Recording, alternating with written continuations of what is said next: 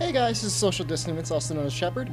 Today is a very exciting day. I know a lot of you have been really looking forward to this tutorial because this is the Switch Axe tutorial. I'll be fighting the Rhenopolos, the deserted island, and yeah, it's going to be really intense. I actually broke this up into two parts. I'm going to do this first part here just demonstrating all of the various moves of the Switch Axe, and then I'm going to cut directly using movie magic all the way over to the fight with the Rhenopolos. Anyways, to begin with, the Switch Axe. You know, two main modes. You have your axe mode, and when your axe mode is out, you press R, and you switch into sword mode. Now, when you're in sword mode, you'll see this little icon up top underneath your sharpness gauge. That is the amount of energy that is left in your sword. You know, it does a number of things. You know, when you are in sword mode, you know, attacking uses it up. You know, this is one way it'll be used up.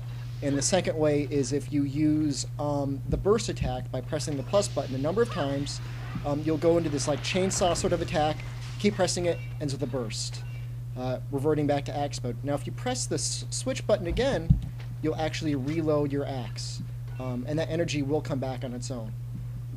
Anyways, that's just an explanation of what that gauge is and what it's like in sword mode. Let me give a little explanation of what the moves are. Pressing X once is the overhead chop. That's actually one of the most damaging moves that the Switch Axe has. It doesn't look that damaging, but whenever you could work it into a combo, you want to use it. Pressing A will do a side swipe, and if you're moving forward and you press X, you'll do a lunge. Press X at the right time, you'll do a chop.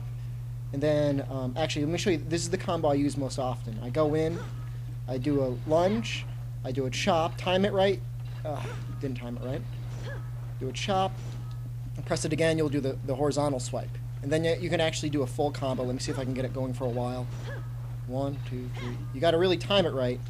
If you wait too long, you won't be able to do it. Because if you keep pressing it, you go into this attack here, and this is when you start chopping. If you keep pressing X, not very powerful, uses up all your stamina.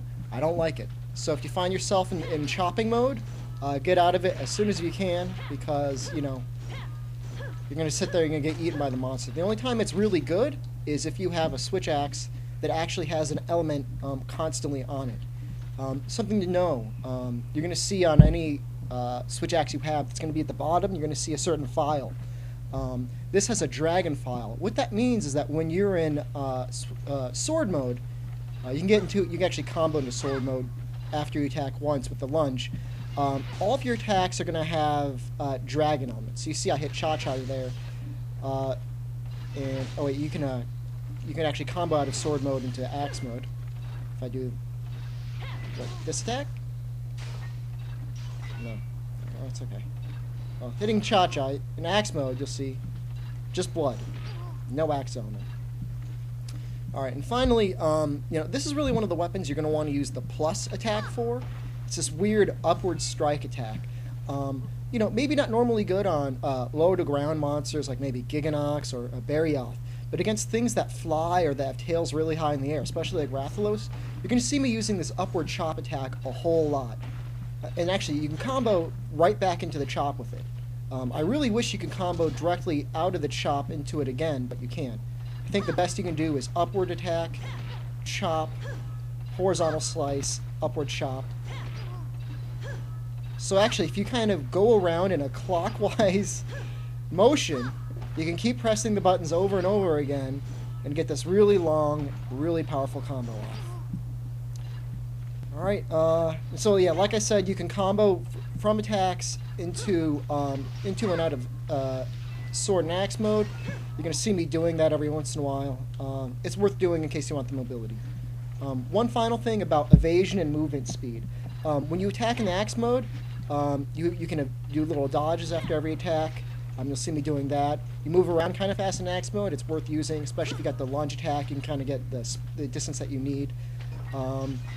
In sword mode, not so much. Sword mode, you have a great sword now, so you're not moving around a lot. You're going to want to be moving around using dodges.